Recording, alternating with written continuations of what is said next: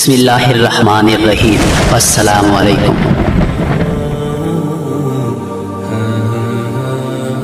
امام شافعی رحمۃ اللہ علیہ کے زمانے میں ایک خلیفہ نے اپنی بیوی کو عجیب طریقے سے طلاق دے دی اور یہ طلاق بعد ازاں فقہ کا بہت بڑا مسئلہ بن گئی۔ ایک دن بادشاہ اپنی ملکہ کے ساتھ بیٹھا تھا کہ ہنسی مذاق میں اس نے ملکہ سے پوچھ لیا کہ تمہیں میری شکل کیسی لگتی ہے۔ ملکہ جو بادشاہ سلامت کی عزیز ترین بیگم تھی، وہ مذاق کے موڑ میں بولی کہ مجھے آپ کی شکل جھانوی جیسی لگتی ہے۔ یہ فقرہ سننے کے بعد بادشاہ کو غصہ آ گیا اور بولا کہ اگر میں جھانوی ہوں تو میں تمہیں 3 طلاقیں دیتا ہوں۔ ملکہ نے یہ سنا تو اس نے رونا پیٹنا شروع کر دیا۔ بادشاہ کو بھی کچھ دیر بعد اپنی غلطی کا احساس ہو گیا۔ اگلے دن بادشاہ سلامت نے ملک کے تمام علماء کرام، مفتی صاحبان اور اماموں کو دربار میں بلا لیا اور ان سے پوچھا کہ کیا اس طریقے سے میری طلاق ہو چکی ہے یا نہیں۔ سب علماء کرام نے باری باری کہا کہ ہاں، آپ کی طلاق ہو چکی ہے اور شریعت کی روشنی میں ملکہ عالیہ اب آپ کی زوجہ نہیں رہی۔ لیکن اس محفل میں ایک نوجوان مفتی بھی موجود تھا۔ وہ ایک طرف ہو کر بالکل خاموش بیٹھے رہے۔ بادشاہ نے ان سے بھی یہی سوال پوچھا تو انہوں نے عرض کیا کہ جناب عالی، یہ طلاق نہیں ہوئی کیونکہ آپ نے مشروط طور پر کہا تھا کہ اگر میں جھانوی ہوں تو میں تمہیں 3 طلاقیں دیتا ہوں، اور ابھی تک یہ طے نہیں ہوا کہ آپ جھانوی ہیں یا نہیں۔ بادشاہ سلامت، اگر آپ کو کوئی شخص جنتی ہونے کی گارنٹی دے دے تو آپ کی یہ طلاق کی نہیں ہوگی۔ بادشاہ سلامت نے جوشیلے انداز میں پوچھا، لیکن مجھے اس چیز کی گارنٹی کون دے گا؟ سب علماء کرام نے اس سوال کے جواب میں اپنے سر جھکا لیے کہ دنیا میں کون شخص جنتی ہے اور کون جہنمی ہے، اس کی کوئی گارنٹی نہیں دے سکتا۔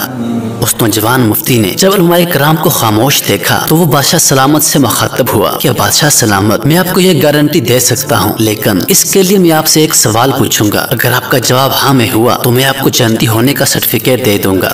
بادشاہ نے کہا، ہاں پوچھو، کیا سوال ہے؟ نوجوان مفتی نے پوچھا کہ کیا آپ کی زندگی میں کبھی کوئی ایسا موقع آیا تھا کہ آپ گناہ پر قادر تھے لیکن آپ نے صرف اللہ تعالیٰ کے خوف سے وہ گناہ چھوڑ دیا تھا؟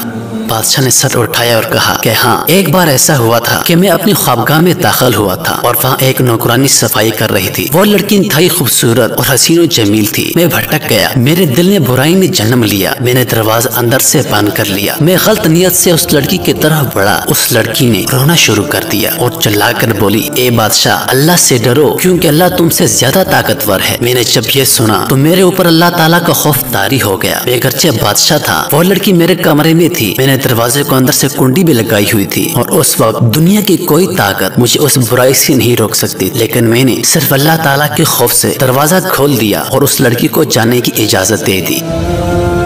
یہ سب سن کر وہ نوجوان مفتی مسکرایا اور اس نے قرآن پاک کی سورۃ الزاریات کی آیت نمبر 40 اور 41 کی تلاوت فرمائی، جس کا ترجمہ یہ ہے، جو اپنے رب کے سامنے کھڑے ہونے سے ڈر گیا اور اس نے اپنے نفس کو خواہشات میں پڑنے سے بچا لیا تو ایسے شخص کا ٹھکانہ جنت ہوگی۔ اس کے بعد نوجوان نے بادشاہ سلامت سے کہا کہ میں آپ کو گارنٹی دیتا ہوں کہ آپ جنتی بھی ہیں اور آپ کی طلاق بھی نہیں ہوئی۔